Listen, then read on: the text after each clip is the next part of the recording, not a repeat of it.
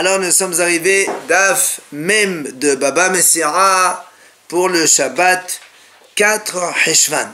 4 Heshvan, donc Daf Mem. Et nous sommes arrivés à la Mishnah, nouvelle Mishnah, ligne 11, Matnitin. Si quelqu'un y confie des fruits chez un ami ou de la récolte, des céréales donc, il peut lui défalquer quand il va le rembourser une petite diminution. Pour comment? Si c'est du blé ou du riz, il lui enlève 9 demi-qav pour un corps. Le corps c'est à peu près 250 kg. Et 9 hasiqabin, qav c'est 60 fois 4, donc 250. 9 fois hetsi, ça fait 4,5. Celui qui garde voilà, tu me confies par exemple 250 kg de blé, je te rembourse 248, quelque chose. Non, je garde pas. C'est les déperditions à cause des bestioles, les rats, les souris, tout ça qui mangent tout ça. Voilà. Maintenant, les saurim et la dohan, si c'est de l'orge ou bien dohan, nous on sait que c'est le sorgho. Tu enlèves tisha qabin. Il faut enlever 9 fois qav. L'accord pour un corps. Et kosmin ou zera pishtan. Si c'est de l'épeautre ou zera pishtan ou le lin, shalosh c'est in l'accord. Là, il faut enlever beaucoup plus. 3 fois CA. Hakol les fait amida, et hakol les fait azima. La Mishnah nous dit donc, tout dépend de la mesure, c'est-à-dire autant de volume. Chaque fois qu'il y a un corps, tu enlèves ça. 2 corps, tu enlèves le double. 3 corps, ainsi de suite. Et l'effet Azeman, par an, tu enlèves autant de fois. Chaque année, une fois comme ça. Alors, Amar Rabbi Yochanan ben Uri, il dit Rabbi Yochanan ben Uri, dit, je ne comprends pas. Comment tu dis on enlève autant de fois s'il y a plus de corps? Les souris ou les rats, ils ne font pas de différence. S'il y a un corps ou 10 corps ou 20 corps, ils vont manger la même chose. Alors pourquoi que tu veux m'enlever 10 fois quand il y a 10 corps? Ça ne veut rien dire ça. Et au plus il y a, au plus les rats ils mangent, non? Hein? Au plus il y a, au plus les rats ils mangent. Ah bah non, le rat quand il mange sa faim, il a fini, il s'en va. Non mais avec si je te mets 10 baguettes, je te mets 2 baguettes devant toi, tu vas manger ta demi-baguette ou 2 baguettes, ce que tu manges habituellement. C'est parce qu'il y en a 10 qui vont manger plus. Surtout pas les souris. Et là, c'est pour ça que Rabbi Yochanan ben Uri dit il ne fait que pour un corps. Même s'il y a 10, 20, 30 corps, il lui sort que de quoi faire donc les déperditions pour un corps. Maintenant vient Rabbi Yehuda Omer. Rabbi Yehuda dit si ce qu'il lui a confié c'est énorme, c'est un gros volume, on verra dans la Gemara tout à l'heure, c'est 10 corps, c'est-à-dire 2 tonnes et demie, alors énorme aussi le hasonot. Il n'enlève rien du tout. Pourquoi? Mais péné chez Motirot. Il dit parce que, au contraire, quand on confie, il dit ici, on les confie en été, et quand on les reprend en hiver. Or, en hiver, ça gonfle un peu la graine. Quand il y a un gros volume, ça gonfle. Même s'il mange, il y a toujours le volume, donc qui est compensé par... C'est pour ça que Rabbi Yehuda dit, dans ce cas-là, il n'enlève rien. Il lui donne le même volume. Alors, vient la Gemara dit, oh, les estomacs haser. La Gemara dit, pourtant, le riz, il manque beaucoup plus. Comment tu as dit, toi, que seulement 9 demi-qav? On a dit, Amar la Baba Hanan, c'est vrai. Et là, on parle que le orez, il est déjà khalouf, c'est-à-dire, on enlève la peau. Le riz, les grains de riz, ils ont une peau. Quand on enlève la peau, on diminue moins que ce que tu dis, toi. Après, on a dit la même chose des kosmin, nos pishan, shalosh, c'est un corps. Donc, pour les potres et les airs de lin, 3 CA pour un corps. Amar Rabbi Yochanan, Amar Rabbi Yehuda, zera pishtan, begevolin shanu. C'est quand il est encore dans les tiges. Le lin, il est encore dans la tige.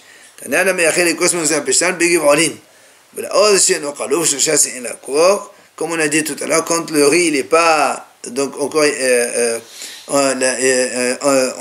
on a enlevé l'enveloppe, eh bien, il faut enlever ce chasse et la cour beaucoup plus que ça.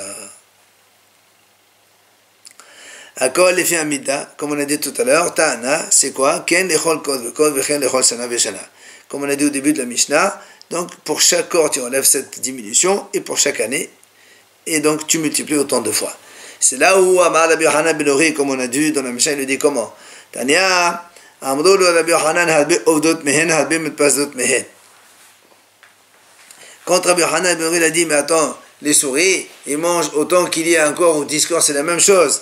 Alors il dit que on lui dit, Rabbi Yochanan ben on dit, c'est vrai que ce qu'il y a encore au discours, ils vont manger le même volume. Mais quand il y a un gros volume, les souris ne font pas que manger. Ofdot mehen, mais pasrot, ils s'éparpillent la graine un peu partout, et ils vont sauter de partout. Donc il y a beaucoup de pertes aussi en dehors de la consommation. C'est pour ça que les haramim maintiennent. Alors maintenant, la m'a dit, Tana, évidemment, comment tu dis, si moi je te confie une tonne de blé, tu la mets dans un dépôt, pourquoi tu vas me rendre moins? Oh, moi, ce qu'il y a là, ce qu'il y a là-bas. C'est ça. Alors c'est pour ça qu'il dit, c'est parce qu'il les a mangés avec ça. Imagine, lui, il a un dépôt, il avait son blé à lui. Après, tu lui rajoutes une tonne, il le mélange avec. Après, lui, il va consommer du sien. Quand il va te rembourser, c'est là où il enlève les réductions qu'on a dit. Mais s'il a mis dans un coin à part, c'est sûr qu'il lui dit, il dit, prends ton truc, et c'est tout. Alors il m'a dit, je ne comprends pas. Ben, il n'a qu'à voir lui combien il avait. Même si tu dis qu'il lui a mis les mésas mélangés avec sa récolte. Ben, il regarde lui combien il avait. Il avait une demi-tonne. Ben, il enlève une demi-tonne et il donne le reste. Il dit non. Parce qu'on parle ici, parce que lui, il se sert, d'accord, de sa récolte. Alors il ne sait pas après combien il lui reste exactement. Alors on a dit, c'est comment il ne sait pas. Et il regarde combien il a pris. Il dit, comment il ne sait pas. Il ne sait pas. Et il se sert après, il ne sait pas. Donc du coup, comme il sait que l'autre a donné une tonne, il faut enlever une petite portion. Après, on a vu dans la Mishnah, on a dit, la Biouda, ici, il y avait un gros volume. On a dit, il n'enlève pas puisque ça gonfle, et le gonflement, ça compense la consommation par les souris. Alors, on a dit, qu'est-ce que tu appelles un gros volume?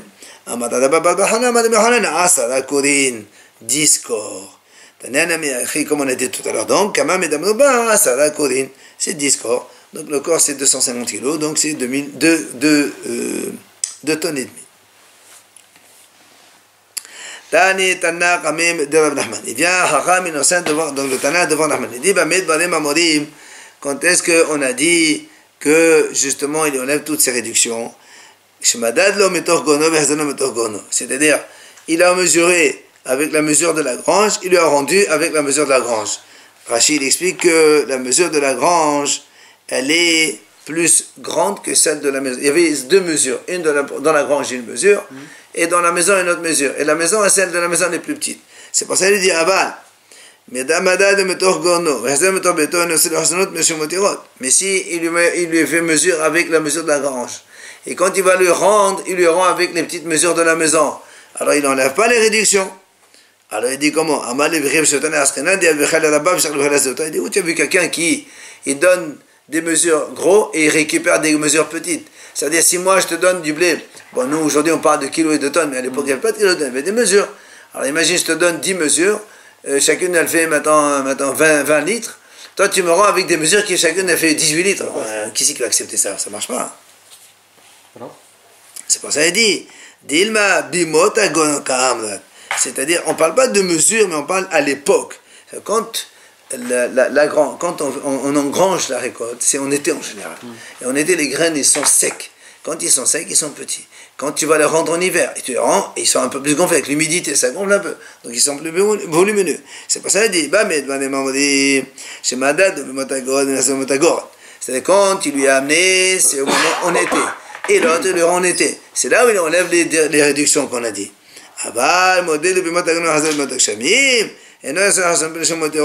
Mais s'il lui donne 10 mesures en été et il va récupérer ces 10 mesures en hiver, là tu n'enlèves pas, parce que le gonflement il compense, comme on a dit tout à l'heure, la consommation des souris.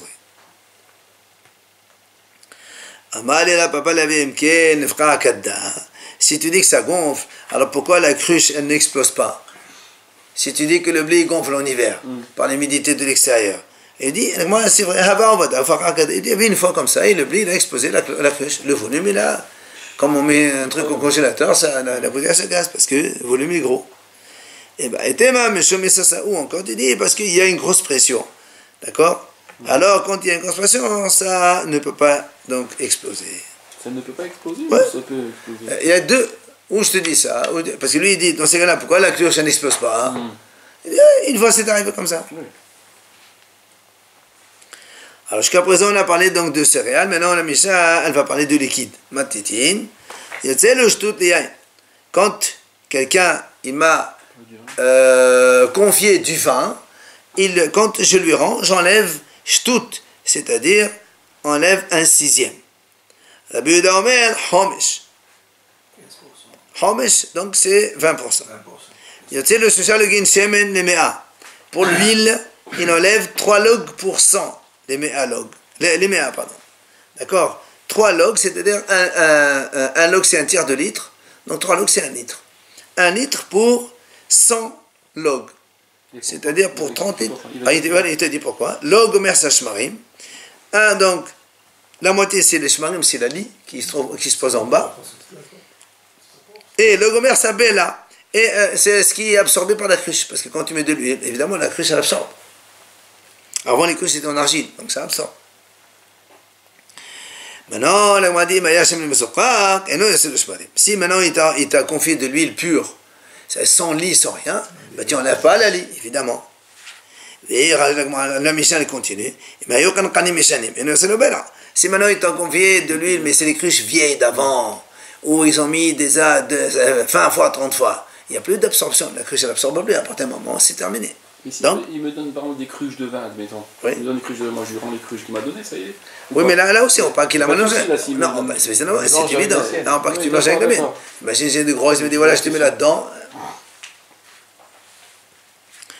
Il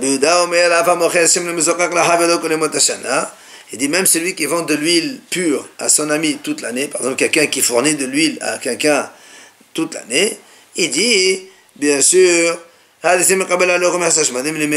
doit lui enlever le gomersa, donc log c'est un tiers de litre et la moitié d'un tiers de litre, ça veut dire 450 donc millilitres pour 100 log, c'est-à-dire à cause des shmarim, donc comme on a dit, de la lie. Alors l'agma a dit, il a appelé, parce qu'on a vu dans la Mishnah la première, il dit 1/6 pour le vin et Rabbi Yehuda dit 1/5. Puis l'agma a dit, c'est pas une mahloket. Pourquoi? Chacun, comment ils font dans sa ville. Et l'agma explique, dans l'endroit de l'un, quand on réduisait les cruches, on mettait de la cire. Du coup, là, ça absorbe pas beaucoup. Donc c'est pour ça que tu enlèves qu'un 1/6. Par contre, chez l'autre, on mettait avec du koufra, donc du goudron, et donc ça absorbe un peu plus. Le vin, ça? Oui, le vin. Pourquoi il dit 1/6 et 1/5? Mais oui, mais attends. Alors qu'il n'y a pas autant de lit que ça dans un... Non, dans le vin, on a dit c'est l'absorption des... C'est de la lie. Non, dans le vin, on n'a pas dit de la lie. Si, le vin, c'est la lie. Ah non, ça c'est l'huile. Pour le vin, on a dit juste 1/6, 1/5, et Tanakama. Et bah, était Malagma a dit deuxième réponse, et c'est pourquoi il mahlok et Meshum Gad Gishta. Ha Maïsatve, la Maïsatve. C'est-à-dire, il dit, c'est en fait, c'est à cause de l'argile avec laquelle on fabrique la cruche. Alors, il y a des endroits où l'argile il absorbe beaucoup, et d'autres endroits il absorbe moins. C'est pour ça qu'il a dit 1/6 et 1/5. Beate de la Viuda.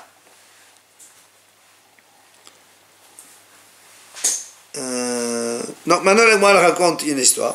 Beate de la Viuda, dans la ville de Raviuda, Ramou al-Baïm est amené causé Bedana. Alors, on mettait dans une cruche 48 cousets. C'est une unité. D'accord? Une unité qui s'appelle couset. Alors, dans une cruche, on mettait 48 cousets. Alors, il dit, Azad. 48 litres, par exemple. Par exemple, allez, on va dire 48 litres, comme ça simplifie De pour vin, nous. par exemple, hein. Dans une cruche. On parle de vin. Azid Danabi Shetazosé. Et il a acheté, lui, la cruche pour 6 zouz. On va dire 6 euros, si on veut plus simplifier aussi. 48 litres, 6 euros la cruche. Padis Rabuda, Sheta Bezouza. Et quand ils vendent un Rabuda pour gagner un peu d'argent, ils vendent 6 litres pour un zouz. 6. Et il y avait 48. Lui, il a acheté ça pour 6, donc il va gagner 2 zouz. 6 fois 8 égale 48. Donc il vend 8 fois. Ça fait 8 zouz. Et comme il a acheté pour 6, il gagne 2 zouz. Alors il m'a dit quand même, mais comme il faut enlever, c'est ce qu'on a dit, donc on enlève 36 participations de Tressa, parce que lui, il a acheté les 48 pour 6. Et quand il vend 6 pour un sous, 6 fois 6 égale 36, il a déjà récupéré le prix d'achat. Maintenant, Dalt Manéachtoté, on enlève le sixième, puisqu'on a dit que le vin s'absorbe un sixième. Un sixième de 48, c'est combien? C'est 8. Donc au total, qu'est-ce qu'il reste? Il reste 4 litres. Sur les 36 litres, il reste 4. Parce que 48, 8, ils sont en déperdition. Pas sur les Alba. Et donc les Alba, combien il fallait vendre? Un sous et demi. Puisque les 6, il les vend un sous. Moins, pardon. 2 tiers, voilà. 2 tiers d'un sous. Alors il m'a dit pourquoi? Il m'a dit pourtant, Shmuel a dit quand on veut gagner, on gagne jusqu'à un sixième. Pourquoi il n'a pas gagné un sixième? Il aurait pu gagner un peu plus. Pourquoi il a fait jusqu'à 2 tiers?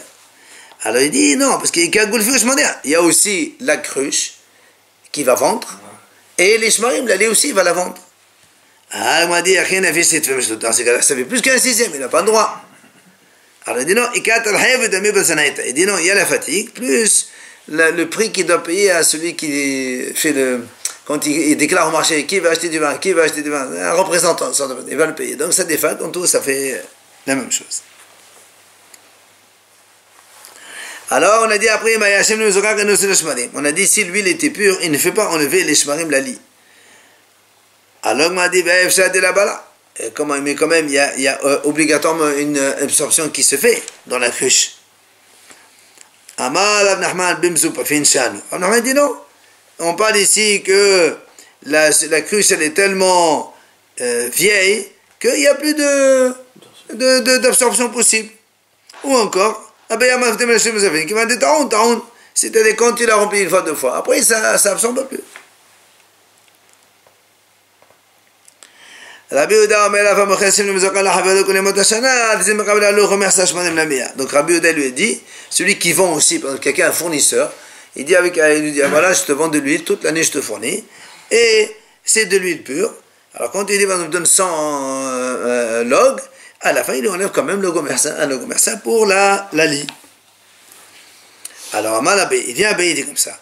Selon Rabbi Yehuda qui a dit donc ici, que celui qui vend, il doit lui enlever aussi.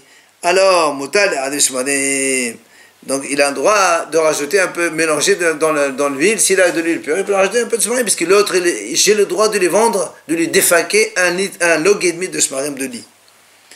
Par contre, les Haramim, ils ont dit non. Haramim, ils ont dit si c'est mesokab, si c'est de l'huile pure, tu donnes de l'huile pure, tu ne rajoutes rien. Donc tu n'as pas le droit de rajouter de l'huile dans le vin, dans l'huile, pardon. Alors, on explique, comme tu as le droit de rajouter de la lie, c'est pour ça que l'autre il accepte. Pourquoi? Il lui dit, parce que l'autre lui dit, mais attends, lui, par exemple, il dit, voilà, je te donne 100 logs d'huile. On va dire 100 litres, on va comme ça. D'accord? Nous, on a dit, il peut lui rajouter 1,5 litre de lie. Pourquoi? Parce qu'il lui dit, monsieur, enfin, ça veut dire qu'à la fin, il lui donne 98,5, et après il lui dit voilà 1,5 litre de lit. Alors la Gemara dit pourquoi il accepte l'autre? C'est parce que le monsieur lui dit moi, si j'avais voulu, je t'aurais mélangé depuis le début dans la cruche le litre et demi de lit, ça fait ça, et après je te vends. Parce que c'est comme ça la norme. Mais t'as dit pur, ça ne perd pas. Justement, mais on a dit, Rabbi Yehuda a dit que même celui qui vend pur, il a le droit de mettre 1,5 litre de lit. Alors le m'a dit pourquoi? L'acheteur il peut lui dire si tu me l'as mélangé avec dès le début, moi je l'aurais vendu tant que tel comme ça. Mais maintenant tu me donnes 1,5 litre de lit. Qu'est-ce qui va m'acheter de la lit comme ça toute seule? Personne. Personne ne va m'acheter. Alors il m'a dit non. Il dit on parle ici d'un Baal Bayt, il n'est pas fait pour vendre, c'est pour lui, pour consommation personnelle. Donc même si tu lui donnes de lit, enfin il s'en fout. Alors il m'a dit, pourquoi l'acheteur ne lui dit pas, non, j'accepte pas le litre et demi à la fin, parce que si tu ne l'as pas fait, c'est que tu es mohel, alors tu me donnes que de l'huile pure. Parce que sinon, pourquoi tu ne l'as pas fait au début? Alors comme tu ne l'as pas fait, mashma tu es mohel, tu veux me donner que du bon, Alors jusqu'à la fin, tu me donnes, bon, tu ne peux pas mélanger. Rabbi répond, non. Rabbi Yehuda, tu as mis délit de mehila. Il dit, non, Rabbi Yehuda, il dit, il n'y a pas de mehila. Le travail, c'est le travail. Pas de mehila ici. On ne pardonne pas. Comment tu sais? Dites-moi, il n'y a pas une Mishnah. C'est marqué, machalot tsemed. Si quelqu'un, il vend, le tsemed, c'est le, vous savez, le truc qu'on met sur les bœufs pour quand ils vont labourer, le truc au-dessus, là, pour les attacher ensemble, ce qu'on appelle la barre, je ne sais pas comment on appelle ça, le joug. Hein? Voilà. Là, si quelqu'un dit, voilà, idéal, monsieur, je te vends le joug pour tant. Alors, le joug, ça n'inclut pas les deux bœufs. Machalot tabaka. Le machalot tsemed. Si maintenant il dit, je te vends les deux vaches, ou les deux bœufs, ben, le joug, il n'est pas inclus dedans. Ça, c'est Haramim, ils disent comme ça. Rabbi Yehuda dit, ça dépend le prix. Ça dépend le prix. Comment? Qu'est-ce que ça dit comme ça? S'il lui dit, tu me vends ton joug pour 200 zouz, tout le monde sait, il y a deux Hachenasem le matin, tout le monde sait que le bout de métal ne vaut pas 200 zouz. 200 zouz, c'est inclus les vaches, obligatoirement. Donc Rabbi Yehuda dit, ça, c'est une preuve que Rabbi Yehuda, il dit, il n'y a pas de mehila. Alors que Hachamim disent non, même s'il dit 200 zouz, peut-être qu'il est mohel. Il veut le vendre un jour avec 200 zouz. Donc tu vois bien que selon Rabbi Yehuda, il n'y a pas de mehila. Il le roule. Non, au contraire. Il ne roule pas. Que le joug à 200 zouz. C'est juste l'autre, il veut le faire prendre l'argent, c'est pas grave. Qui lui, il veut faire du bien à l'autre, mohel. Alors que Rabbi Yehuda dit non. Maintenant, alors on m'a dit, les deux des Haramim, maintenant on revient sur les paroles des Haramim qu'eux on dit on n'a pas le droit de rajouter, de mélanger, on n'a pas le droit de mélanger, parce que quand il y a de l'huile pure, tu ne peux pas mélanger de la litre dedans. S'il y avait, tu vends avec, mais mettre là-bas c'est assourd. Alors il dit, c'est pour ça que l'autre il n'accepte pas. Pourquoi? Si tu voulais mélanger, est-ce que tu étais permis? Non. Alors, Hachtané, mais la Mekabel, là maintenant aussi, j'accepte pas. C'est pour ça qu'on a dit non. Ça marche. Hein? Ça marche. Non, nous, on est en train de dire, si à la fin, il vient, il nous donne à la fin le truc, il lui dit, j'accepte pas. C'est pour ça qu'il dit. L'autre, il dit, c'est normal que j'accepte pas, parce que même si tu voulais mélanger avant, depuis le début, selon le Hachem, tu n'as pas le droit. C'est pas de l'huile pure? Non, mais. Moi j'ai acheté de l'huile pure, parce que rajouter. Non, justement, parce que Rabbi Yehuda dit, même quand quelqu'un il fournit de l'huile pure, il peut enlever ça. Et pourquoi on dit la raison? Il rajoute sur le prix. Parce qu'il n'y a aucune raison. Mais c'est mal que le Shem Mizokar, il doit contenir quelque chose. Regarde ce qu'il dit. Rabbi Yehuda.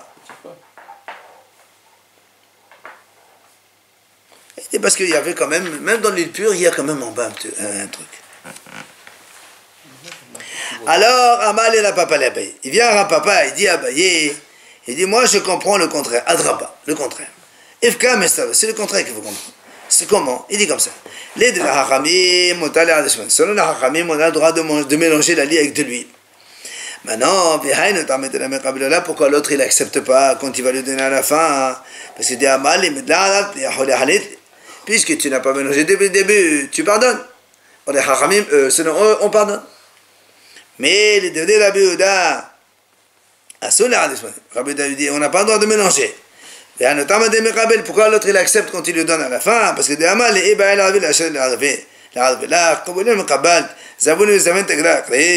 parce que comme Rabbi Yehuda il dit qu'on n'a pas le droit de mélanger.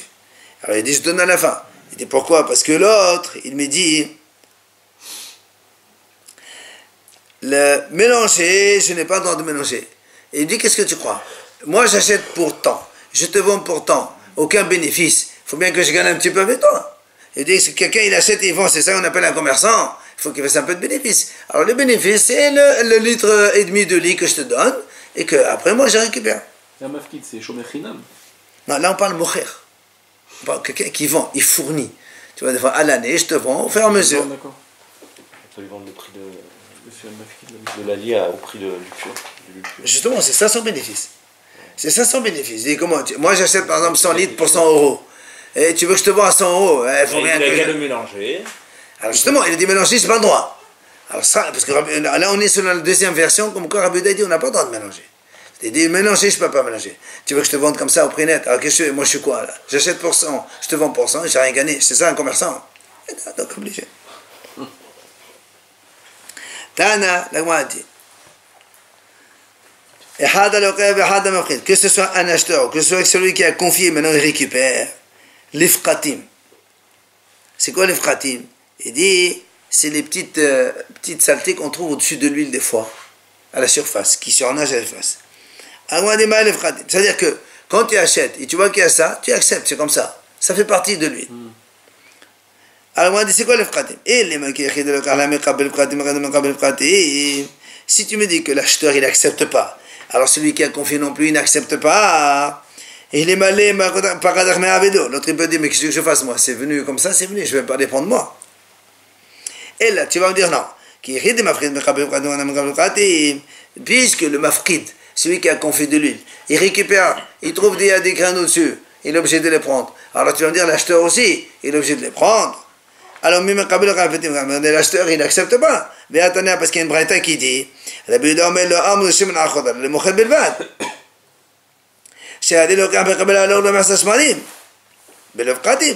oui, parce que nous on a dit que l'acheteur, déjà il accepte le commerçant qu'il enlève, il ne va pas encore lui enlever ces petites choses qui se nagent à la superficie.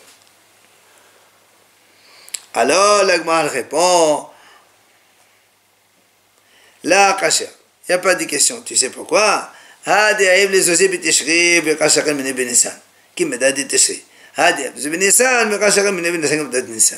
Gemara explique en fait comme ça. L'huile, la pression, on la fait en ticherie. Donc quand tu fais la pression, évidemment, c'est là où il y a beaucoup de mélange. Alors si tu achètes, tu me donnes l'argent en ticherie. D'accord? Et moi, donc je te fournis à Nissan, mais selon le volume de ticherie. Là, évidemment, je suis obligé de te mettre, d'accord, la lie avec, et les saletés qu'il y a dessus. Par contre, quand tu as eu le Nissan, tu n'as pas le droit. C'est-à-dire, entre ticherie et Nissan, l'huile, elle s'est bien reposée. Donc, elle est pure. Alors maintenant, quand tu m'achètes un Nissan, c'est normal que je te fournis de l'huile pure. Je ne peux pas te donner de l'huile avec des surnageants qui font au-dessus, qui flottent à la surface. Alors, comme il a payé plus cher, alors il est obligé de lui donner quelque chose qui est propre. Et quand est-ce qu'on a dit l'autre, il peut prendre les saletés qui surnagent à la surface, il doit les prendre. C'est quand il a payé en ticherie. Il a acheté en ticherie. Il dit, monsieur, la ticherie, c'est comme ça, au prix de ticherie, ben, tu prends ce qu'il y a. On fait la nouvelle Mishnah. Matitin. Hamafrit, Havit, Etzel Havero. J'ai confié une cruche à mon ami. Mais je n'ai pas dit où tu la mets. Je dis, voilà, mets là où tu veux, c'est ton problème, c'est chez toi. Qu'est-ce qui s'est passé? Le monsieur, le gardien, là, il l'a déplacé pour une raison X ou Y, et elle s'est cassée. La cruche, elle s'est cassée. Alors, le monsieur a dit deux cas. Si elle s'est cassée de sa main, en la déplaçant, elle est tombée, elle s'est cassée, ça dépend. S'il l'a déplacé pour ses besoins personnels à lui, alors il doit payer la cruche. Mais si c'est le seul cas, si maintenant il voit qu'il y a un problème et que la cruche risque d'avoir des problèmes, il déplace la cruche pour que la cruche soit protégée, et après en la déplaçant, elle tombe de sa main, elle se casse. Au départ, c'est pas tout. Qui l'a posée là, à l'endroit? C'est le gardien. Elle était posée quelque part. Mais qui l'a posée au début? Le gardien? Oui, évidemment. Alors, il l'a posée dans un mauvais endroit. Non, au début il l'a posée dans un endroit normal. Maintenant il voit qu'il y a, je sais pas, des travaux, je sais rien, il y a un problème. Et la cruche, elle risque de se casser. Alors il la prend, il la met ailleurs. En la déplaçant, elle se casse. Là, il est pas tout. Ouais, il a le droit, les sorco? Non. Non, mais... C'est pour ça qu'il est hayab. Non, voilà. C'est pour ça qu'il est hayab. On a vu qu'on n'a pas le droit de sorco. C'est pour ça qu'il est hayab. Maintenant, ça c'est quand elle s'est cassée dans ses mains. Maintenant, il a déjà posé dans le deuxième endroit. Il a posé, après elle s'est cassée là-bas. Il dit, bien, évidemment, maintenant que ce soit pour lui ou pour le riche, vu qu'il a posé, ça y est. Il n'est pas responsable. Qu'est-ce qu'il y a eu là? Elle s'est cassée. Comme ça avec le vent. On ne sait pas, on verra après quels sont les problèmes. D'accord? Alors maintenant, voilà, moi, elle va expliquer un peu tout ça. Deuxième cas. Maintenant, il dit, alors, voilà. Si maintenant, deuxième cas, le propriétaire, il lui dit, voilà, tu mets la cruche, tu la mets ici. Ici, chez lui à la maison, c'est le gardien. Évidemment, mais là, ici, on a mis d'accord là-dedans. Et après, après, le monsieur, il a déplacé. Et elle s'est cassée. Là, le monsieur a dit, que ce soit, elle est tombée de sa main, ou après l'avoir posée. Ici, on voit, si c'est pour le sorco, le monsieur, c'est pour son besoin à lui, il va payer. Si c'est pour le besoin de la cruche, il ne paye rien, il n'est pas tôt. C'est le besoin de la cruche. Hein? Qu'est-ce que c'est le besoin de la cruche? Comme on a dit tout à l'heure. Elle a essayé de se casser, il a déplacé. Il y a un problème, on ne sait jamais. Même si l'ordre du propriétaire, il avait dit, il a dit là-dedans, là, tu touches pas. Tu ne touches pas. Oui, mais si elle va se casser, elle se doit déplacer. C'est pas ça dit. Si c'est les sorkas, qu'elle soit tombée dans sa main ou dans la place posée, dans tous les cas, elle n'est pas tôt. Comment on va expliquer tout ça?